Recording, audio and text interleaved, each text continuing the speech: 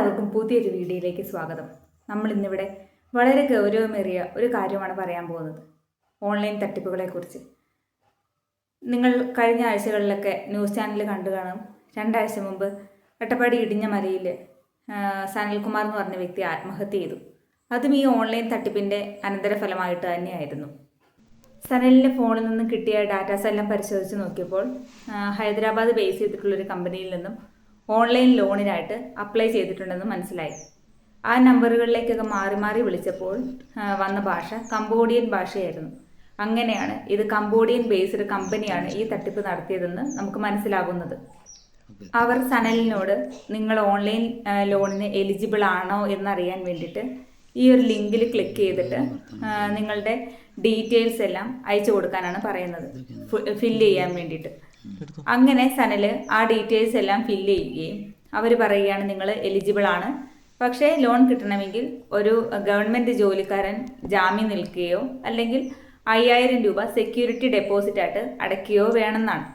അങ്ങനെ അവർ പറഞ്ഞതിനനുസരിച്ച് 5000 രൂപ security deposit ആയിട്ട് സനൽ അയച്ചു കൊടുത്തു. അതിൻ്റെ സ്ക്രീൻഷോട്ടൊക്കെ അയച്ചു കൊടുത്തപ്പോഴത്തേക്കാണ് അവർ പറഞ്ഞത് നിങ്ങളുടെ അക്കൗണ്ടിലേക്ക് എമൗണ്ട് ക്രെഡിറ്റ് ആയിട്ടുണ്ട്, 50000 രൂപ ക്രെഡിറ്റ് ആയിട്ടുണ്ട് എന്ന് പറഞ്ഞ് അവർ മെസ്സേജ് അയക്കുന്നത്. ഇതിപ്പോ 5000 ഇന്ന് തന്നെ അടച്ചിട്ടുണ്ടെന്നുണ്ടെങ്കിൽ എനിക്ക് ഇന്ന് തന്നെ കിട്ടുന്നുള്ളത് ഉറപ്പാണോ? റെഡി ആവുമോ? അങ്ങനെ ഉറപ്പാണെന്നുണ്ടെങ്കിൽ ഇന്ന് തന്നെ അടയ്ക്കായിരുന്നു. എനിക്ക് അർജന്റ് കേസായിരുന്നു, അതിന് വേണ്ടിയിട്ടാണ്. അതെ മേഡം, ഞാൻ ക്യാഷ് അടയ്ക്കാൻ തയ്യാറാണ്. ഞാനത് മറ്റൊരാളോട് വിളിച്ച് പറഞ്ഞിട്ടുണ്ടായിരുന്നു. ക്യാഷ് അടയ്ക്കാൻ തയ്യാറാണ്. ഞാൻ ഒരു 3/4 മണിക്കൂറിൽ ക്യാഷ് അടയ്ക്കാൻ എന്തായാലും. അത് കഴിഞ്ഞ് അക്കൗണ്ടിലേക്ക് ക്രെഡിറ്റ് ആയിട്ടില്ല എന്ന് വന്നതോടുകൂടി അവർ പറയുകയാണ് നിങ്ങൾ തന്നിരിക്കുന്ന ഡീറ്റെയിൽസ് എല്ലാം ഒന്ന് ചെക്ക് ചെയ്ത് നോക്കൂ എന്ന് പറയുകയാണ്. അപ്പം പോയിട്ട് ചെക്ക് ചെയ്ത് നോക്കി കഴിയുമ്പോഴത്തേക്കും നമ്മൾ കൊടുത്തിരിക്കുന്ന അക്കൗണ്ട് ഡീറ്റെയിൽസ്, അതായത് അക്കൗണ്ട് നമ്പറുകൾ അങ്ങോട്ടും ഇങ്ങോട്ടും ഒന്ന് മാറിയിട്ടുണ്ടാവും. അത് ഇവരുടെ സൈറ്റ് ആയതുകൊണ്ട് ഇവർ തന്നെ അവർക്കത് ചേഞ്ച് ചെയ്യാൻ കഴിയുന്നതാണ്. അപ്പോൾ അങ്ങനെ അവർ പറയുകയാണ് ഇത് ഒരു സ്കാം അക്കൗണ്ടിലേക്കാണ് പോയിരിക്കുന്നത്. അത് കാരണം തന്നെ നിങ്ങളുടേത് മാത്രമല്ല ഞങ്ങളുടെ ട്രാൻസാക്ഷൻസ് പോലും ഇപ്പോൾ അപകടത്തിലാണ്. അതുകൊണ്ട് ഇവരുമായിട്ട് എന്തെങ്കിലും ഒരു ഒത്തുതീർപ്പ് ഉണ്ടാക്കാൻ പറ്റുമെങ്കിൽ ഞങ്ങൾ നോക്കാം, അല്ലെങ്കിൽ ഒരു വഴി ഉണ്ടാവില്ല, കേസും കോടതിയൊക്കെ ആകേണ്ടി വരുമെന്ന് പറയുന്നുണ്ട്. അത് കഴിഞ്ഞ് സനലിനോട് ഇവർ പറയുന്നുണ്ട് ഞങ്ങളിത് ഒത്തുതീർപ്പാക്കിയിട്ടുണ്ട്, അപ്പോൾ 25000 രൂപ പെനാലിറ്റി അടച്ചാൽ അവർ നമുക്ക് ലോൺ എമൗണ്ട് വിട്ട് നൽകാം എന്ന് അവർ പറയുന്നുണ്ട്. അതും കഴിഞ്ഞിട്ടാണ് സനല് ഇതെല്ലാം വിശ്വസിച്ചിട്ട് സനല് 25000 രൂപ ചേച്ചിയുടെ ആഭരണം പണയം വെച്ച 25000 രൂപയാണ് ഇവർക്ക് ഇട്ട് കൊടുക്കുന്നത് പെനാലിറ്റി ആയിട്ട്. അങ്ങനെ അതും കയ്യിൽ നിന്ന് പോയി. എന്റെ പെങ്ങളുടെ കൊച്ചിന്റെ മാല പണയം വെച്ച പൈസ നീയൊന്നും ഒരു കാലത്തും നന്നാവില്ല, ഒരു കാലത്തും ഒരു ലെവലിൽ നീ നന്നാവില്ല. നീ ഇതോടുകൂടി തീരുവോ നീയൊക്കെ? അത് കഴിഞ്ഞ് ഇവർ പറയുകയാണ് 35000 രൂപ ബാങ്ക് ബാലൻസ് ഉണ്ടെങ്കിൽ മാത്രമാണ് നിങ്ങൾക്ക് എമൗണ്ട് കയറുള്ളൂ എന്നാണ് കാണിക്കുന്നതെന്ന് പറയുകയാണ്. വീണ്ടും സനല് കുഞ്ഞിൻ്റെ ആഭരണമാണ്, ചേച്ചിയുടെ കുഞ്ഞിൻ്റെ ആഭരണമാണ് പണയം വയ്ക്കുന്നത്. അപ്പോൾ ഇതെല്ലാം ചെയ്യുന്നത് പിറ്റേ ദിവസം എങ്കിലും ഈ എമൗണ്ടുകളെല്ലാം കയ്യിലേക്ക് വരുമല്ലോ, അന്നേരം കടമൊക്കെ വീട്ടാലോ എന്നുള്ളൊരു ലെവലിലാണ് ഈ കാര്യങ്ങളെല്ലാം ചെയ്യുന്നത്, ഈ ഒരു ധൈര്യത്തിൽ. പക്ഷെ പറ്റിക്കപ്പെടുകയാണ് ഇപ്പോഴും മനസ്സിലായിട്ടില്ല. അത് കഴിഞ്ഞ് പിന്നെ ഈ 35000 രൂപയെ അടച്ചു കൊടുത്തു കഴിഞ്ഞിട്ടാണ് പിന്നെ ഇവരുടെ അടുത്തുനിന്ന് ഒരു തരത്തിലുള്ള റിപ്ലൈയോ അല്ലെങ്കിൽ ഒരു മെസ്സേജ് അയച്ച് കാണുപോലും ചെയ്യാതിരിക്കുന്ന ഒരു സാഹചര്യത്തിലാണ് ഇത് തട്ടിപ്പാണെന്ന് മനസ്സിലാക്കുകയും പിന്നീട് പിറ്റേ ദിവസം എല്ലാവരെയും ഫേസ് ചെയ്യേണ്ട കാര്യങ്ങൾ ഓർത്ത് ആകെ ഒറ്റപ്പെട്ട് എന്താ പറയുക, മനസ്സ് മൊത്തം കൈവിട്ട് പോകുന്നൊരു സാഹചര്യത്തിലാണ് ആത്മഹത്യയിലേക്ക് തിരിയുന്നത്. വെള്ളിയാഴ്ച രാത്രിയിൽ ആത്മഹത്യ ചെയ്ത സനലിൻ്റെ പെങ്ങളാണ് ഞാൻ. അവൻ ഓൺലൈൻ വഴി ലോൺ എടുക്കുവാൻ വേണ്ടി നോക്കിയപ്പോൾ അത് നടക്കാതെ വന്നതുകൊണ്ടാണ് ആത്മഹത്യ ചെയ്തത്. രാവിലെ 5000 രൂപ അവർ പറഞ്ഞ അക്കൗണ്ടിലേക്ക് ഇട്ട് കൊടുത്തു. എന്നാൽ അത് അക്കൗണ്ട് നമ്പർ മാറിപ്പോയി. 25000 രൂപ പെനാൽറ്റി അടയ്ക്കണമെന്ന് അവർ പറഞ്ഞതനുസരിച്ച് എൻ്റെ വീട്ടിൽ വന്ന് എന്നോട് സ്വർണം വാങ്ങിക്കൊണ്ടുപോയി പണയം വെച്ചിട്ട് അവൻ 25000 രൂപ പെനാൽറ്റി അടച്ചു. പക്ഷേ ഉച്ചയായപ്പോഴേക്കും അവർ പറഞ്ഞു 35000 രൂപ അക്കൗണ്ടിലുണ്ടെങ്കിൽ മാത്രമേ അവർക്ക് പൈസ തിരിച്ചടയ്ക്കാൻ പറ്റുള്ളൂ എന്ന് പറഞ്ഞു. അവൻ വീണ്ടും എന്നോട് വന്ന് ചോദിച്ച് നിവൃത്തിയില്ലാതെ വന്നപ്പോൾ ഞാൻ കൊച്ചിൻ്റെ പാദസരം എടുത്ത് കൊടുത്തിട്ടാണ് അത് കൊണ്ട പണയം വെച്ചിട്ടാണ് അവൻ 35,000 രൂപ കൂടി അക്കൗണ്ടിലിട്ടത്. അക്കൗണ്ടിൽ ചെന്ന വഴിയെ ആ 35,000 രൂപയും അവർ പിൻവലിച്ചു. 4:30 ആകുമ്പോഴേക്കും 62,000 രൂപയും അവൻ അപേക്ഷിച്ച ലോണിൻ്റെ തുകയും കൂടി അവൻ്റെ അക്കൗണ്ടിലേക്ക് ട്രാൻസ്ഫർ ചെയ്യാമെന്നാണ് അവർ പറഞ്ഞത്. പക്ഷേ 4:30 ആയപ്പോഴും പൈസയൊന്നും വന്നില്ല. രാത്രി 7 മണിയായപ്പോഴേക്കും അവർ ഒരു റെസിപ്റ്റ് അവൻ അയച്ചു. ഇവൻ്റെ അക്കൗണ്ടിലേക്ക് അയച്ചിട്ടുണ്ട്, നെറ്റിൻ്റെ പ്രോബ്ലം കൊണ്ട് കയറാത്തതാണ് അക്കൗണ്ടിൽ എന്ന് പറഞ്ഞുകൊണ്ട് അവരൊരു റെസിപ്റ്റ് അയച്ചു കൊടുത്തു. പക്ഷേ 10 മണിക്ക് ശേഷം അവരെ വിളിച്ചപ്പോൾ അവരാരും ഫോൺ എടുത്തിട്ടില്ല. 3-4 കോള് ഫോണിൽ നിന്ന് അവൻ വിളിച്ച് നോക്കിയിട്ടുണ്ട്, പക്ഷെ ആരും ഫോൺ എടുത്തിട്ടില്ല. അപ്പോൾ ഇത് ചതിയാണെന്ന് മനസ്സിലായത് കൊണ്ടാണ് അവൻ ആത്മഹത്യ ചെയ്തത്.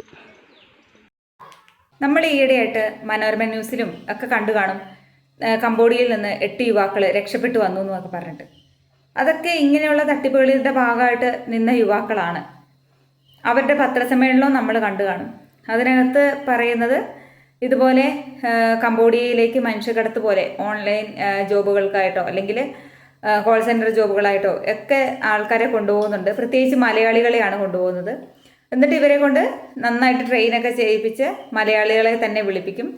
വിളിച്ചു കഴിഞ്ഞിട്ട് ഇങ്ങനെയാണ് സംസാരിക്കുന്നത്: നിങ്ങളുടെ ക്രെഡിറ്റ് കാർഡ് ബില്ല് പേ ചെയ്യാറായിരുന്നോ, അല്ലെങ്കിൽ നിങ്ങൾക്ക് ലോൺ എമൗണ്ട് തിരിച്ചടയ്ക്കാൻ സമയമായിരുന്നോ, അങ്ങനെ എന്തെങ്കിലുമൊക്കെ പറഞ്ഞിട്ടായിരിക്കും അവർ വിളിക്കുന്നത്. അപ്പം ഇങ്ങനെ ക്രെഡിറ്റ് കാർഡ് ഇല്ല അല്ലെങ്കിൽ ലോൺ എടുത്തിട്ടില്ല എന്നൊക്കെ തിരിച്ച് പറയുന്ന ആൾക്കാരാണെങ്കിൽ അവർ പറയും, അപ്പോൾ നിങ്ങളുടെ അക്കൗണ്ട് ആരൊക്കെ ദുരുപയോഗം ചെയ്യുന്നുണ്ട്, നമ്മളിപ്പോൾ ബാങ്കിൽ നിന്നാണ് വിളിക്കുന്നത്, ഇതിന് എന്തെങ്കിലും നടപടികൾ സ്വീകരിച്ചിട്ടില്ലെങ്കിൽ നിങ്ങളുടെ ബാക്കിയുള്ള കാര്യങ്ങളും കൂടെ കഷ്ടത്തിലാകും, അതുകൊണ്ട് അല്ലെങ്കിൽ ഞങ്ങൾക്ക് ഇത് റിപ്പോർട്ട് മുകളിലേക്ക് അയക്കേണ്ടി വരും എന്നൊക്കെ പേടിപ്പിക്കാൻ വേണ്ടിയിട്ട്. എന്നിട്ട് വേറൊരു പോലീസ് ഉദ്യോഗസ്ഥൻ ഇവരെ വീഡിയോ കോൾ ചെയ്യുകയും അത് കഴിഞ്ഞ് അയാൾ പറയും അറസ്റ്റ് ഉണ്ടാവും, അപ്പോൾ അതിനനുസരിച്ച് അല്ലെങ്കിൽ പെനാൽറ്റി ആയിട്ട് എത്രയെങ്കിലും രൂപ അടയ്ക്കേണ്ടി വരും എന്നൊക്കെ പറയും. അത് ചോദിക്കുന്നത് തന്നെ വലിയൊരു തുകയായിരിക്കും. അപ്പോൾ ഇതിനകത്ത് വീണ് പോകുന്നവർ അവർ പറഞ്ഞ ആ ക്യാഷ് അടച്ച് അപ്പം തന്നെ ഊരിപ്പോരാൻ നോക്കും. അല്ലാത്തവർ ഇത് ജസ്റ്റ് വിട്ടേക്കാന്നുള്ള ലെവലിൽ വിടുകയും ചെയ്യും. ഇങ്ങനെയുള്ള ഓൺലൈൻ തട്ടിപ്പുകളൊക്കെ വളരെ കൂടുതലാണ്. നമ്മൾ മലയാളികളെ സംബന്ധിച്ചിടത്തോളം നമുക്കൊരു 10 രൂപ അല്ലെങ്കിൽ 1 രൂപ കൊടുത്തിട്ട് അതിന് ഇരട്ടി നമുക്ക് കിട്ടിയിട്ടുണ്ടെങ്കിൽ നമ്മളത് എല്ലാവരോടും പറയും, നമ്മുടെ ബുദ്ധി കൊണ്ട് സംഭവിച്ചതാണെന്നുള്ള ലെവലിൽ എല്ലാവരോടും നമ്മൾ കൊട്ടിഘോഷിക്കും.